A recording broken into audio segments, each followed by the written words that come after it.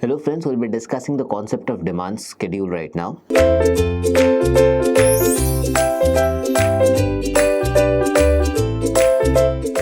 After understanding the concept of demand, determinants of demand, now it's time to understand how a demand schedule is supposed to be prepared.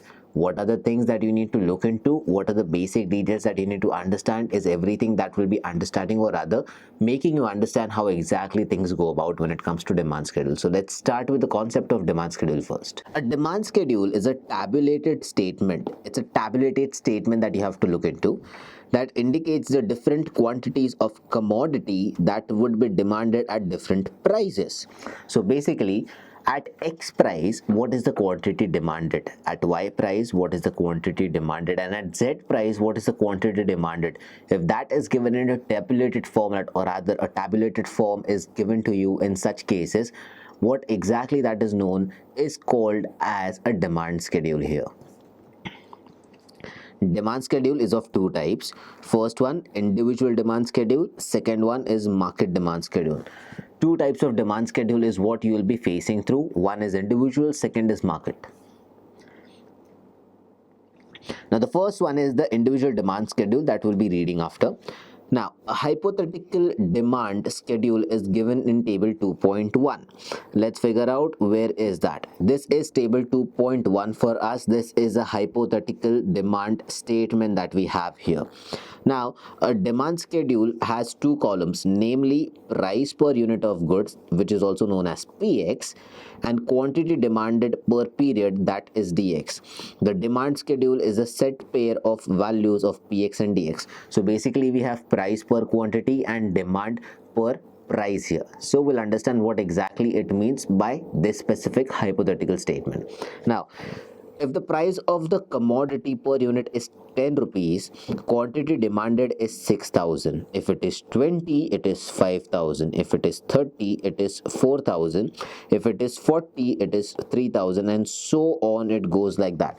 If you see the difference in between, the moment the price has increased, the quantity has gone down. That means the moment the price went from 10 to 20, the quantity went down from 6,000 to 5,000. That is how the demand schedule is prepared. This is one individual statement that we have prepared. Let's understand the basic necessities of it.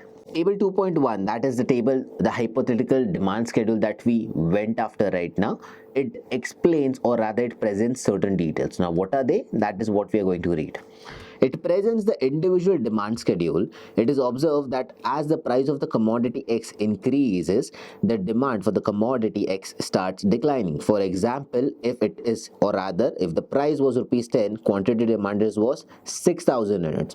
When the price of the commodity increased to 60, the demand of the commodity declines to 1,000 units. So this is what they've explained. Price is going up, quantity demanded is going down. That is the inverse ratio that you need to understand. Similarly, one can read the table in reverse order and arrive at a conclusion that as the price of the good declines, its demand decreases. Isn't it correct? When it was 60, it was 1,000 units demanded. When it went down to 10 rupees, the quantity demanded was 6,000 here. Hence, that is the inverse ratio that we are following. This inverse relationship between price and quantity gives the law of demand. Now, this inverse relationship between the price and the quantity demanded states the very existence of law of demand.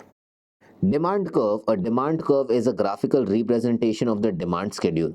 Now, whatever demand schedule we have here, there is a demand curve. So for example, if this is the graph here, this curve will define the demand curve of that specific product, whereby one side will be demand, one side will be price, and accordingly the curve forms on its own. Now, this demand curve is prepared, or rather can be prepared, using the hypothetical statement, or rather the tabular form that we have earlier, which is also known as demand schedule. It is the locus of pair of price per unit and the corresponding demanding quantities. That means it is a combination of price per unit and the demanded quantities on that price. Now, market demand schedule. We understood about individual demand schedule. Now it's time to understand about market demand schedule. Market demand schedule is a horizontal summation of individual demand schedules. Now, it's a horizontal summation of individual demand schedules. So individual demand schedules, what we have derived earlier, if you line it up horizontally, that will be known as market demand curve. For instance, if the price of a bike is 50,000 and at this price consumer A demands two bikes and consumer B demands one bike, assuming there are only two consumers in this market, then the market demand curve for the bike will be 3 sum of total of these two consumers. Likewise, by adding up the individual demand curve of this commodity at a different price level, we can ascertain the market demand for the commodity. For example, they have given a nice example here. If the price of the bike is 50,000 and only two consumers are available in the market, consumer A asks for two demands or other two bikes of that price, whereas consumer B is only seeking one bike in that. So the individual demand curve is 2 and 1. If you add that together, that will give you a sum of 3, and that is known as market demand curve, whereby you can ascertain the market price of that commodity, or rather the demand for that commodity in the market. Now, for example, they have given table 2.2. One is price per unit of the commodity, that is X, quantity demanded by consumer A, quantity demanded by consumer B, and market demand, that is quantity A plus quantity B. This is given here. Now, when the price is 10, consumer A is asking for 6,000, consumer B is asking for 9,000, total will be 50,000. That is 1,500. Similarly, for 20, it will be 5,000 and 8,000. What they are demanding, total will be 13,000 here.